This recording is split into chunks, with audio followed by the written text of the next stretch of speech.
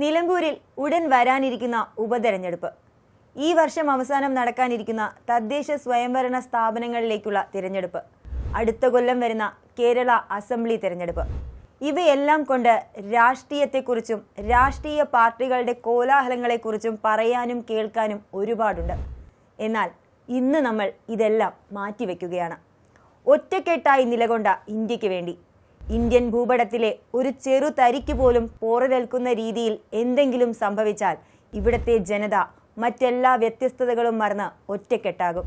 പഹൽഗാമിൽ ഭീകരർ നടത്തിയ ആക്രമം ഇന്ത്യൻ ജനതയുടെ നെഞ്ചുലച്ചതായിരുന്നു. നല്ല ഓർമ്മകൾ സമ്പാദിക്കാൻ പോയ വിനോദസഞ്ചാരികൾക്ക് പക്ഷേ ഒരിക്കലും മറക്കാത്ത വേദന സമ്മാനിച്ച ആ ദിവസം. മതം കൂട്ടിക്കലർത്തിയെത്തിയ ഭീകരതയുടെ മുഖത്തിന് ഇന്ത്യൻ ജനതയുടെ കണ്ണീരിന്റെ ഉപ്പുപുരണ്ട ദിനം. ഏപ്രിൽ 22 നടന്ന പഹൽഗാം ഭീകരാക്രമണത്തിൽ നിരപരാധികളായ 26 പേരുടെ ജീവനാണ് പൊലിഞ്ഞത്. ഒന്നുമറിയാതെ മരണം ഏറ്റുവാങ്ങിയവരോട് ഈ നാടിന് നീതി കാണിച്ചേ മതിയാകുമായിരുന്നുള്ളൂ.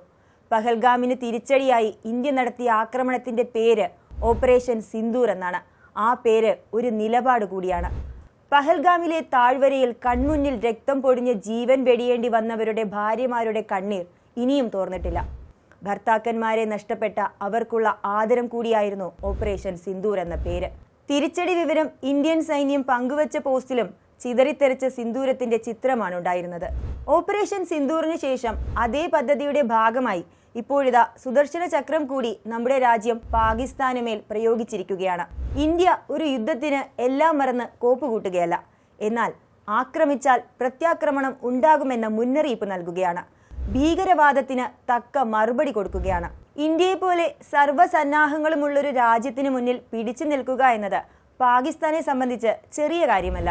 ആക്രമണത്തിന്റെ മുഖമല്ല ഇന്ത്യ ആഗ്രഹിക്കുന്നതെങ്കിലും കഴിഞ്ഞ കാലങ്ങളിലൊക്കെയും തിരിച്ചടികൾ കൊണ്ട് ഈ മഹാരാജ്യം മുന്നറിയിപ്പ് നൽകിയിട്ടുണ്ട്. ഒരു ജനതയെയോ നാടിനെയോ അല്ല ഇന്ത്യ ആക്രമിക്കുന്നത്. ഭീകരവാദം അടിച്ചമർത്തുക മാത്രമാണ് ഇന്ത്യയുടെ ലക്ഷ്യം. അക്കാര്യത്തിൽ രാഷ്ട്രീയമോ മതമോ അങ്ങനെ ഒന്നും ഇന്ത്യൻ ജനതയുടെ മുന്നിൽ വേർതിരിവുകൾ സൃഷ്ടിക്കുന്നില്ല. ഞങ്ങൾ ഈ ദിവസത്തിനായി കാത്തിരിക്കുകയായിരുന്നു. ഇപ്പോൾ ഒരാശ്വാസവും നീതി നടപ്പായി എന്ന തോന്നലുമുണ്ട്. ജമ്മു കാശ്മീരിലെ പഹൽഗാമിൽ ഏപ്രിൽ 22 നടന്ന ഭീകരാക്രമണത്തിൽ വെടിയേറ്റ് മരിച്ച 26 പേരിൽ ഒരാളായ എൻ രാമചന്ദ്രന്റെ മകൾ ആരതി പറഞ്ഞതാണ് ഈ വാക്കുകൾ. അതെ, ഇത് ഓരോ ഇന്ത്യക്കാരൻ്റെയും മനസ്സിൽ നിന്ന് വരുന്നത് കൂടിയാണ്. വൈരാഗ്യത്തിന്റെ ഭീകരതയുടെ പേരിൽ മനുഷ്യത്വം മറന്നവർക്ക് ചുട്ട മറുപടി കൊടുക്കുന്ന കാര്യത്തിൽ ഇന്ത്യക്ക് എന്നും ഒരേ മനസ്സാണ്. നമുക്ക് ഒന്നിച്ചു നിൽക്കാം നമ്മുടെ സേനകൾക്കൊപ്പം. ജയ് ഹിന്ദ്. കൂടുതൽ വാർത്തകൾക്കും വിശേഷങ്ങൾക്കും ഞങ്ങളുടെ channel like, share and subscribe ചെയ്യുക. കൂടാതെ സബ്സ്ക്രൈബ് ബട്ടണിലെ ബെൽ ഐക്കൺ ഇനേബിൾ ചെയ്യാനും മറക്കരുത്.